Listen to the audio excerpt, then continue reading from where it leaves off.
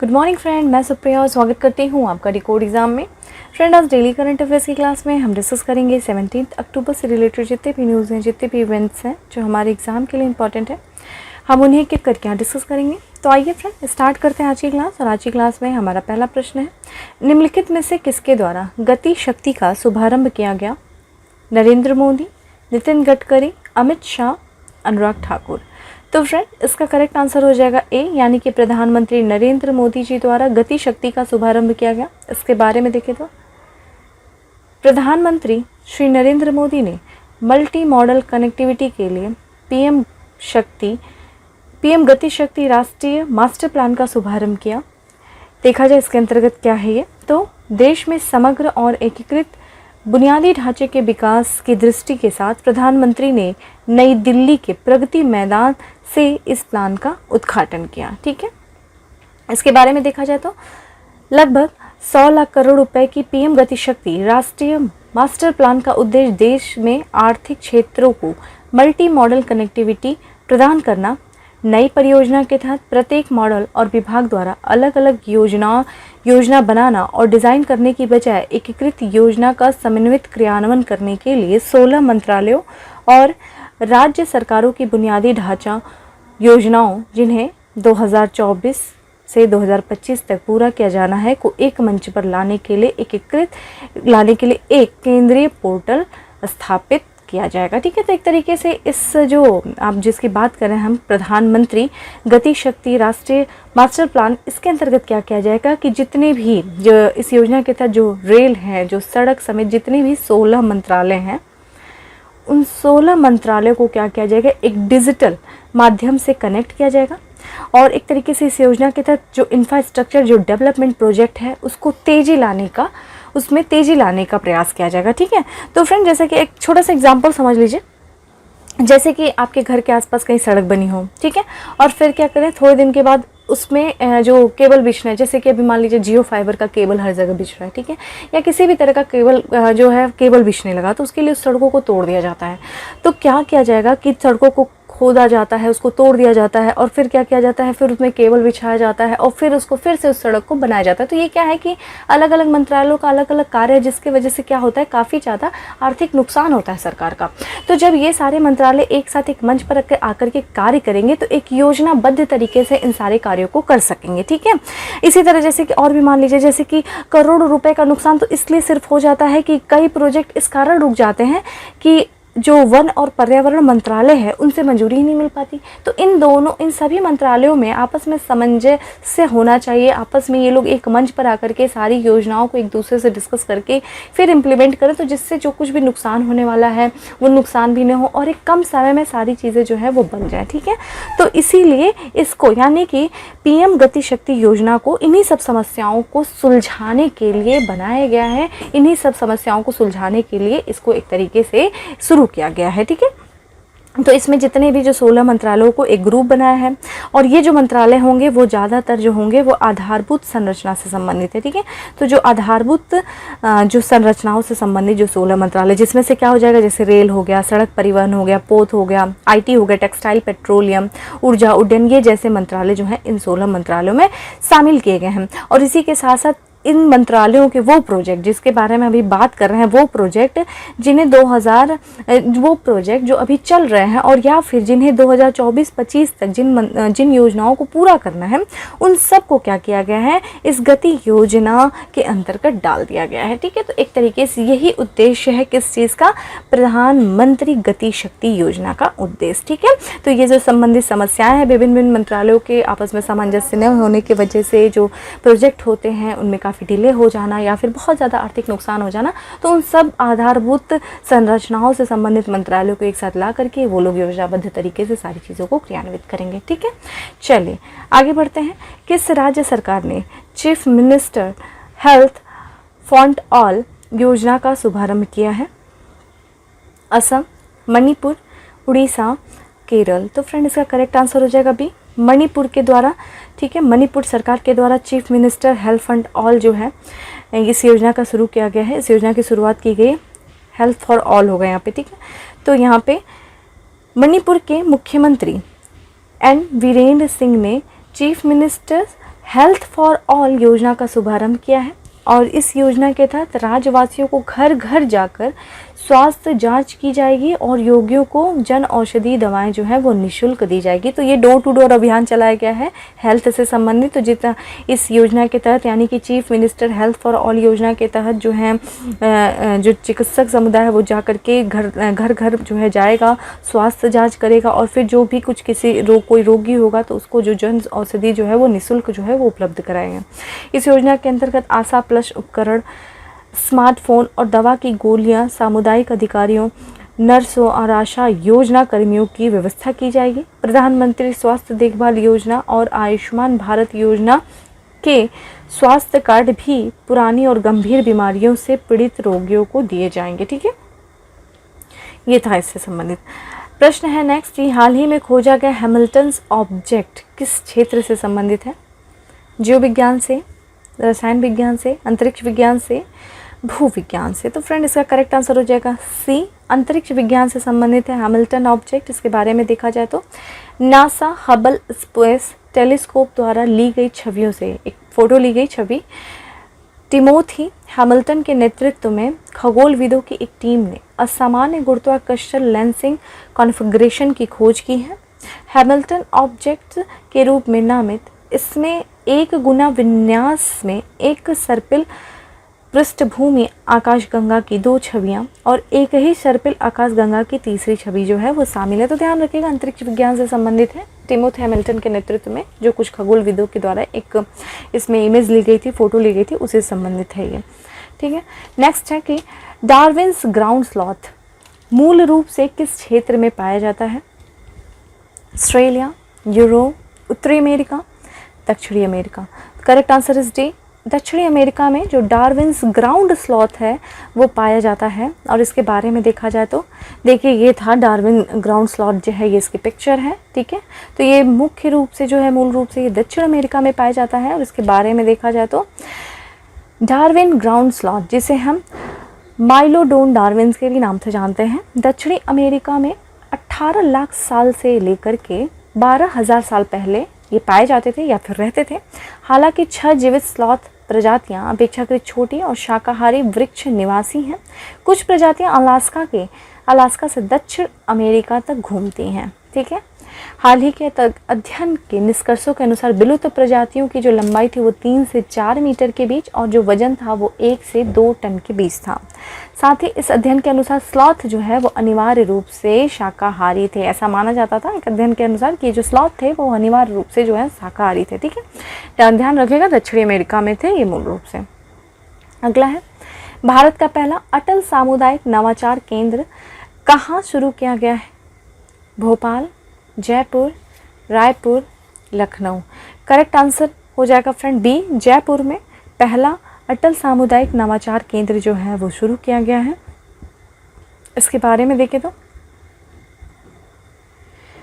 Vivekananda global university Jaipur में भारत के पहले अटल सामुदायिक नवाचार केंद्र अटल कम्युनिटी इनोवेशन सेंटर का उद्घाटन किया गया है। मोस्ट इंपॉर्टेंट ध्यान रखिएगा ये विवेकानंद ग्लोबल यूनिवर्सिटी जयपुर में। ठीक है,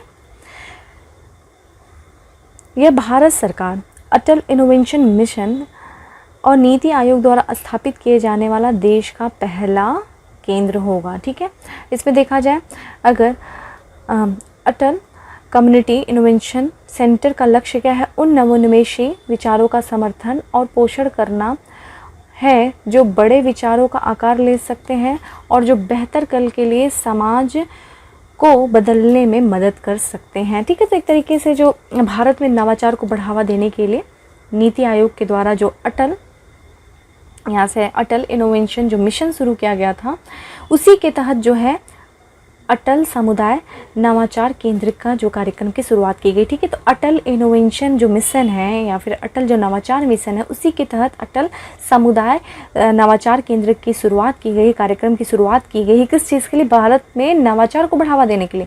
अब आपको कमेंट बॉक्स में मुझे अटल नवाचार मिशन के बारे में बताना है कि देखिए मुझे पता है कि कौन कौन बताएगा, मैं नाम ले लेती हूँ। देखिए शमशेर जी बहुत अच्छा आंसर करते हैं, सौरभ जी हमेशा अच्छा आंसर करते हैं, फारूक जी हैं, शुभ जी हैं और शीलू जी भी काफ़ी अच्छा आंसर करती हैं, ये सारे लोग काफ़ी रेगुलर हैं और मुझे पता है कि वो मुझे अच्छा से बताएंगे कि अटल नवाचार मिशन के बारे में मुझे अच्छा सा समझाएंगे कि क्या है, ठीक है। और इसी के अंतर्गत इस केंद्र की शुरुआत की गई। तो बेसिकली अगर हम इसके उद्देश्य के बारे में देखें तो इसका मुख्य उद्देश्य क्या है कि देश में जो कम विकसित क्षेत्र है ना, कम विकसित क्षेत्रों में इसको प्रोत्साहित किया जाए। किसको? सामुदायिक नवाचार को।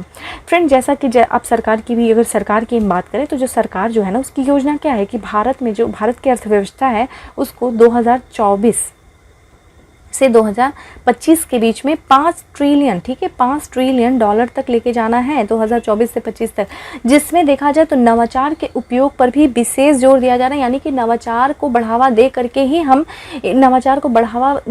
हम काफ़ी हद तक इस लक्ष्य को प्राप्त कर सकते हैं। जैसे कि एक एग्जाम्पल लीजिए, अगर हम आपसे एक बात करें कि क्यों नवाचार देखिए किन किन सेक्टर्स में काम कर सकता है। एक सिंपल सा एग्जांपल लीजिए कि आप देखिए जीवाश्म ईंधन का भारत जो है बहुत बड़ा उपभोक्ता है, और बल्कि आने वाले एक अनुमान के अनुसार ये माना जा रहा है कि अगले 15 वर्षों में, ठीक है, अगले 15 वर्षों में जो जीवाश्म ईंधन का भारत जो है वो सबसे बड़ा उपभोक्ता हो जाएगा, ठीक है।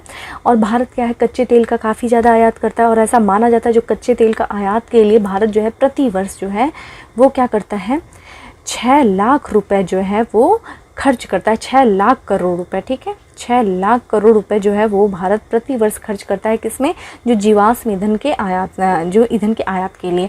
अब अगर हम इस सेक्टर्स में इनोवेशन लेके आए, नई टेक्नोलॉजी को लेके आए, नया कुछ क्रिएशन के, लाइक जैसे कि अभी रिन्यूएबल एनर्जी के क्षेत्र में काफ़ी ज़्यादा कार्य किया जा रहा है, ताकि एक तरीके से जो जीवाश्म ईंधन पर हमारी जो निर्भरता है वो कम हो सके, ठीक है। तो ये सब क्या है, ये हम इस क्षेत्र को, जब हम इनोवेशन के क्षेत्र को बढ़ावा देंगे तो हमारा ये काफ़ी हद तक जो हमारा इतना जो एक तरीके से हम दूसरे देशों पर निर्भर हो रहे हैं, हमारा बहुत सारा जो धन है वो दूसरे देशों की तरफ जा रहा है सिर्फ जीवाश्म ईंधन की खरीद के लिए, तो वो एक तरीके से कम होगा। एक तरीके से इस चुनौती से समाधान निकाला जा सकता है नवाचार के क्षेत्र को बढ़ावा दे करके। इसी सब चीज़ों को ध्यान में रखते हुए सरकार जो है वो लगातार स्टार्टअप्स के द्वारा, नए नए संस्थाओं के द्वारा, नीति आयोग के माध्यम से नवाचार के क्षेत्र को बढ़ावा दे रही है, ठीक है। यही रीज़न है। तो आप मुझे बताएंगे अटल इनोवेशन के बारे में, ठीक है। चलिए, तो एक तरीके से आप समझ गए होंगे। अब आगे बढ़ते हैं। निम्नलिखित में से किस विभाग के द्वारा भारत का पहला वन हेल्थ कंसोर्टियम लॉन्च किया गया? वन हेल्थ यानी कि एक स्वास्थ्य कंसोर्टियम लॉन्च किया गया है। जैव प्रौद्योगिकी विभाग, खाद्य विभाग, कोयला विभाग, रसायन विभाग। करेक्ट आंसर इज ए, जैव प्रौद्योगिकी विभाग के द्वारा वन हेल्थ कंसोर्टियम लॉन्च किया गया है। इसके बारे में देखें तो जैव प्रौद्योगिकी विभाग के द्वारा देश का पहला वन हेल्थ कंसोर्टियम शुरू किया गया है। इसके तहत देखा जाए तो देश में पशु जनित रोगों के साथ साथ वैश्विक रोगों के अहम जीवाणु, वायरल, परजीवी संक्रमण की निगरानी करने की परिकल्पना की गई। तो एक तरीके से क्या किया गया है कि ये जो जैव प्रौद्योगिकी विभाग जो है ना, वो जीवाणु हो गया, जो विषाणु हो गया, जो परजीवी हो गया ना, उनसे जो संक्रमण होता है उन संक्रमण पर निगरानी रखने का कार्य किया जाएगा वन हेल्थ के अंतर्गत, ठीक है। इसमें अगर देखें तो इस संघ में डीबीटी, राष्ट्रीय पशु प्रौद्योगिकी संस्थान हैदराबाद के नेतृत्व में 27 संगठन जो हैं वो शामिल किए गए हैं। तो एक तरीके से देखा जाए तो कोविड महामारी के बाद जो सरकार के द्वारा शुरू किया गया ये सबसे बड़े स्वास्थ्य कार्यक्रमों में से एक है। इस कंसोर्टियम में देखें तो Delhi AIIMS Jodhpur, IVRI Bareilly, GADVASU Ludhiana और अन्य कई वन्यजीव एजेंसियां जो हैं वो शामिल की गई हैं। तो फ्रेंड, एक तरीके से इसमें जो देश है, देश के जितने पूर्वोत्तर भाग से भारत के जितने भी भाग हैं उसमें क्या किया जाएगा कि नस्ल के दूसरी नस्ल को संक्रमित करने वाले जो जीवाणु हैं, उनसे संबंधित जो जीवाणु संबंधित जो वायरल हैं, जो परजीवी हैं, उनसे होने वाले महत्वपूर्ण संक्रमणों पे क्या किया जाएगा, निगरानी किया जाएगा और उनको आगे बढ़ने से क्या किया जाएगा, रोका जाएगा, ठीक है। यही है इसका मेन उद्देश्य, वन हेल्थ या फिर वन एक स्वास्थ्य, ठीक है।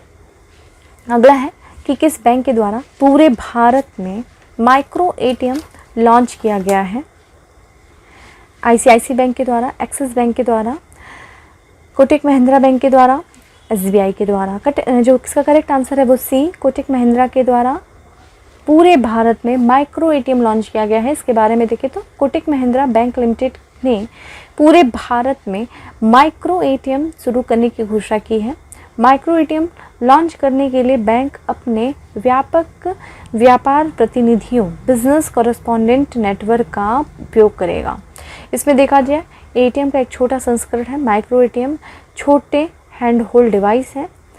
डेबिट कार्ड रखने वाले सभी बैंकों के ग्राहक जो हैं वो कोटक माइक्रो एटीएम का उपयोग प्रमुख बैंकिंग सेवाओं जैसे कि नगद निकासी और खाते के शेष राशि को जांच के लिए कर सकते हैं। तो ठीक है, तो एक तरीके से जो माइक्रो एटीएम है ना, ये उन लोगों को सुविधा होगी जो कि अपेक्षाकृत दूरस्थ एरिया में रहते हैं, जैसे रिमोट वगैरह एरिया में रहते हैं। ठीक है, उन्हें क्या किया जाएगा कि एक सुविधाजनक तरीके से उनको कैश निकालने में सहूलियत होगी। उनको जितने बैंकिंग सिस्टम है, बैंकिंग सिस्टम से जुड़े हुई चीज़ों तक पहुंच जो है वो आसानी से उनको पहुंच मिल सकेगी। और फिर क्या किया गया है कि इसके तहत जो है देश भर में माइक्रो एटीएम जो है, ये जो माइक्रो एटीएम है सभी बैंकों समझ लीजिएगा फ्रेंड, ये जो सभी बैंकों की जो बात की गई है यहाँ पे कि सभी बैंकों की, इसमें कोटक महिंद्रा के भी बैंक है और जो गैर कोटक महिंद्रा यानी कि जो अन्य जो बैंकों का भी इस्तेमाल करते हैं वो भी इसका लाभ उठा सकेंगे इस माइक्रो एटीएम का। तो उनके ग्राहकों को जो है बैंक खाता तक आसानी से पहुंच मिलेगी। वित्तीय समावेशन यानी कि फाइनेंशियल इंक्लूजन को बढ़ाने को मदद मिलेगी इन सब चीज़ों के तहत। ठीक है, ये चीज़ ध्यान रखेगा। नेक्स्ट है कि निम्नलिखित में से किस सार्वजनिक उपक्रम ने ग्राहकों के लिए स्वचालित ईंधन भरने की तकनीक यूफिल, खुद से ईंधन भर जाना, ठीक है, यूफिल जो है लॉन्च किया गया है ओएनजीसी के द्वारा, आरपीसीएल के द्वारा, एचपीसीएल के द्वारा, बीपीसीएल के द्वारा। Correct answer is B, Bharat petroleum corporation limited के द्वारा जो है यूफिल लॉन्च किया गया है। ये एक तरीके से एक उपक्रम है सार्वजनिक जो एक तरीके से ये टेक्नोलॉजी जिसमें ग्राहकों के लिए स्वचालित ईंधन भरने की तकनीक ही है।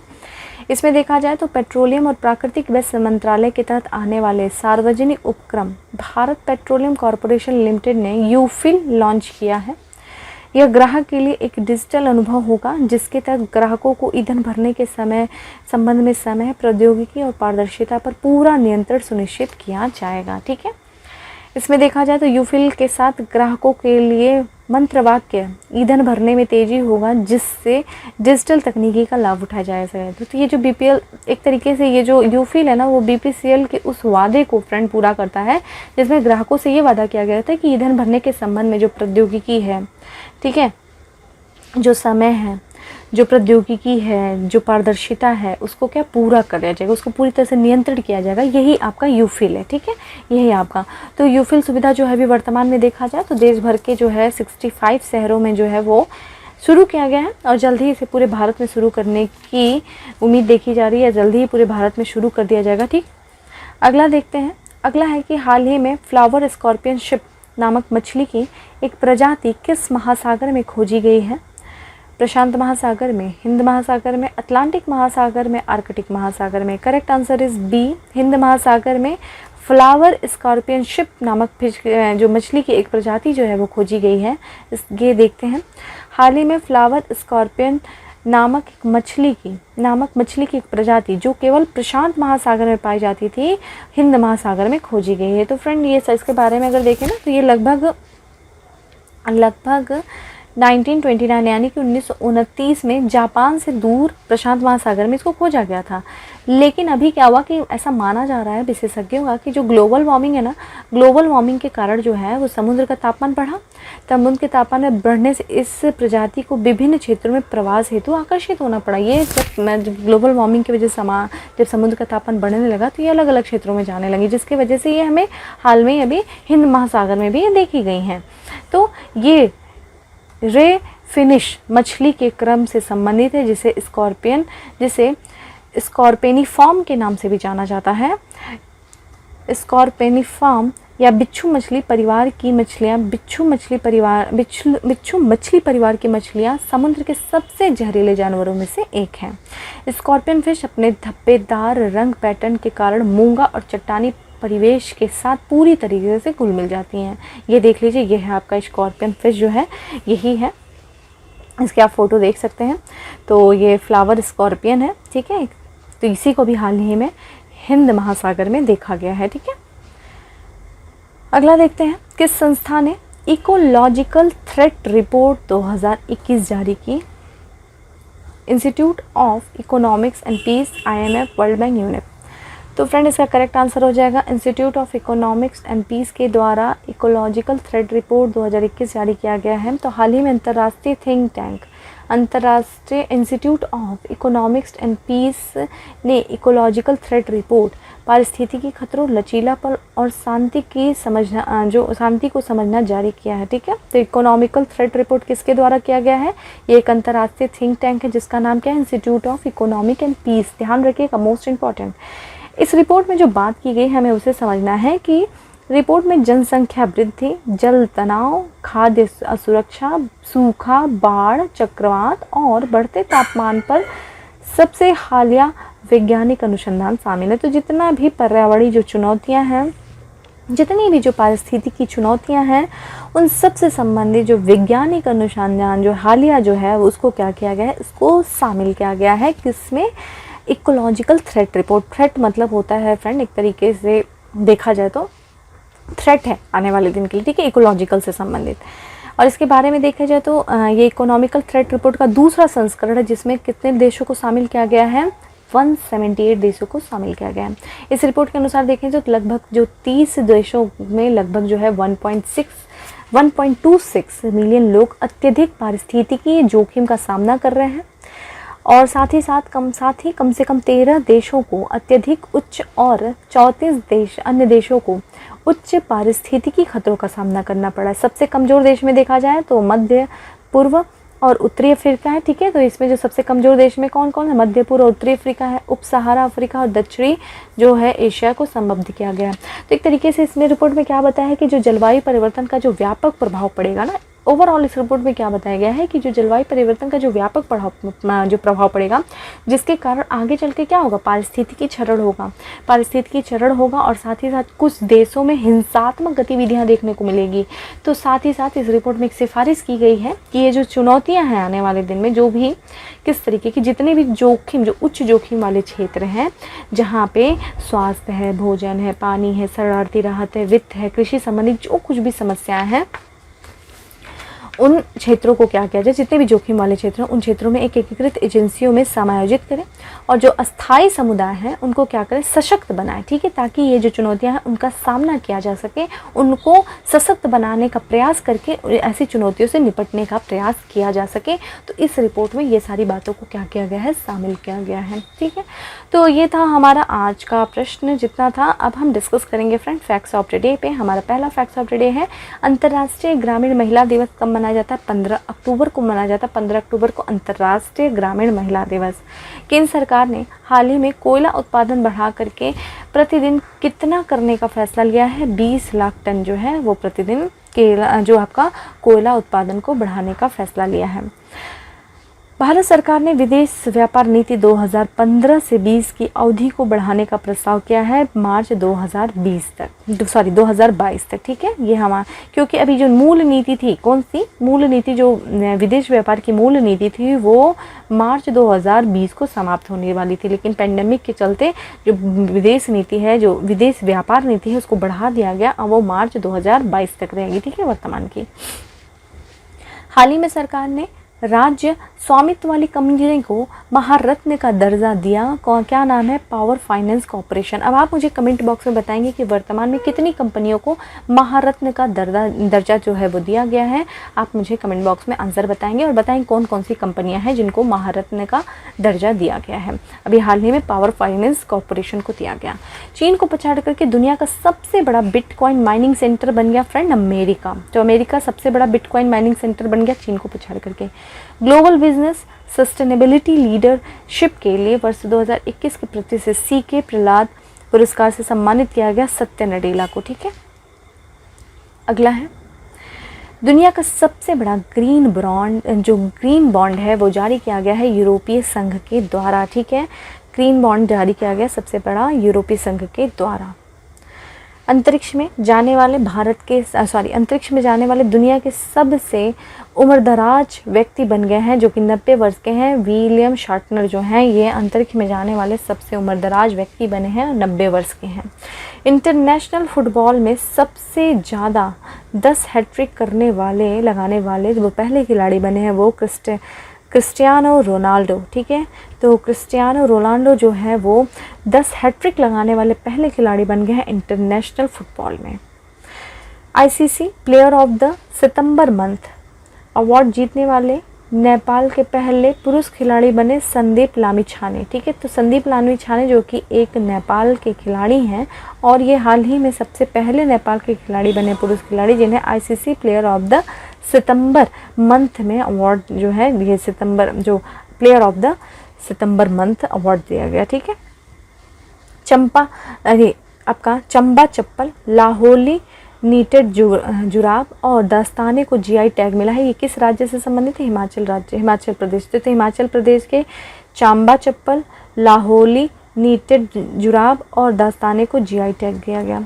अनानास से चमड़ा बनाने के लिए पेटा इंडिया अवार्ड से सम्मानित किया गया किसे? जेम्स पी के संगम को। तो पेटा इंडिया अवार्ड से जो सम्मानित किया गया किसे किया गया? जेम्स पी के संगम को अनानास से चमड़ा बनाने के लिए। नेक्स्ट है 37वीं बार जूनियर बालक हैंडबॉल चैंपियनशिप में कांस्य पदक जीतने वाला राज्य कौन सा है? उत्तर प्रदेश। ये फ्रेंड हम उत्तर प्रदेश स्पेशल देख रहे हैं। ये 37वां जो है जूनियर बालक हैंडबॉल चैंपियनशिप में कांस्य पदक जीतने वाला जो राज्य है वो उत्तर प्रदेश है। जलवायु लचीलापन सूचना प्रणाली और योजना टूल को उत्तर प्रदेश के अलावा किन राज्यों में लॉन्च किया? कितने राज्यों में? वो 6 राज्यों में। अगला है रैपिड एक्शन फोर्स की 91वीं बटालियन का मुख्यालय किस राज्य में बनेगा? उत्तर प्रदेश, लखनऊ में बनेगा। ठीक है, रैपिड एक्शन फोर्स की 91 जो है आपकी बटालियन। उत्तर प्रदेश द्वारा पहली बार किस देश में केला निर्यात किया जाएगा? उत्तर प्रदेश द्वारा ईरान में। ठीक है, दृष्टि दिव्यांगों के लिए ब्रेल लिपि में पुस्तक प्रकाशित की गई है। कौन सी? आगरा प्रमुख स्मारक। दृष्टि दिव्यांगों के लिए ब्रेल लिपि में पुस्तक प्रकाशित की गई आगरा प्रमुख स्मारक। तो फ्रेंड इस तरीके से हमारा आज का करंट अफेयर्स था। ठीक है, बाकी मैं आप लोग को थोड़ा सा कम वर्क दे रही हूँ और अभी आप लोग काफ़ी ज़्यादा व्यस्त हैं क्योंकि जिस तरीके का मुझे आंसर पहले मिलता था अभी नहीं मिल रहा है, लेकिन कोई बात नहीं। मुझे पूरी उम्मीद है कि एग्जामिनेशन के बाद जैसे आप लोग का एग्ज़ाम मुझे ओवर हो जाएगा उसके बाद आप उसी स्पीड से, उसी तरीके से, उसी जोश के साथ फिर से मुझसे जुड़ेंगे जैसे आप लोग मुझसे जुड़े थे। ठीक है फ्रेंड, तो फिर जितना मैंने क्वेश्चन पूछा है मुझे उम्मीद है कौन कौन मुझे आंसर करेगा। तो फिर हम मिलेंगे अपने नेक्स्ट सेक्शन में। तब तक के लिए bye, have a good day, stay safe and stay happy. और हाँ फ्रेंड, टेलीग्राम ग्रुप को, जो टेलीग्राम ग्रुप है मैं बता दे रही हूँ, जो आपका डिकोड एग्ज़ाम का जो टेलीग्राम ग्रुप है आप उसको ज्वाइन कर लीजिए। वहाँ डेली जो है जो भी करंट अफेयर से संबंधित जो भी पीडीएफ है या अन्य जो भी पीडीएफ है वहाँ पे अवेलेबल रहती है, वहाँ से जाकर के डाउनलोड कर सकते हैं। ठीक है, ताकि आपके लिए रिवीजन के लिए भी अच्छा रहता है। आप अगर वीडियो नहीं देख पा रहे तो वहाँ से डाउनलोड करके आप एक आराम से उसको पढ़ सकते हैं। ठीक है, तो वहाँ पर आपको यहाँ डेली जो है पीडीएफ वहाँ पर अवेलेबल हो जाती है, आप वहाँ पर जाकर के डाउनलोड कर सकते हैं। तो फ्रेंड फिर मिलेंगे नेक्स्ट सेशन में, तब तक के लिए bye, have a good day, stay safe and stay happy.